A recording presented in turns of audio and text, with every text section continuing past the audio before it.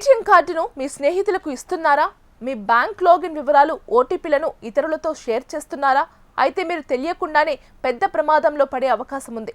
బెంగళూరులో ఒక యువకుడు చేసిన చిన్న పొరపాటు అతన్ని ఏకంగా 7 కోట్ల రూపాయల సైబర్ నేరంలో ఇరికించింది.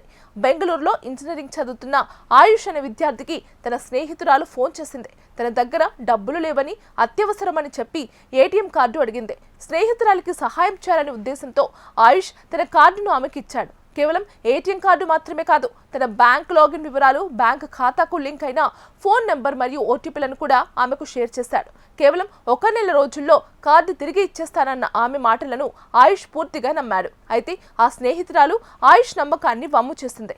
అతని వ్యక్తిగత బ్యాంక్ వివరాలను ఇతర దేశాల్లో ఉన్న సైబర్ నేరగాళ్లకు విక్రయించింది. ఆ వివరాలను ఉపయోగించి సైబర్ ముఠా ఏకంగా 7 కోట్ల రూపాయల ఘరానా మోసానికి పాల్పడింది. ఈ కేసులో ఆయుష్ నేరుగా నేరం చేయకపోయినా అతని ఖాతా ద్వారానే లావాదేవీలు జరగడంతో ఇప్పుడు అతను తీవ్ర ఇబ్బందుల్లో ఉన్నాడు.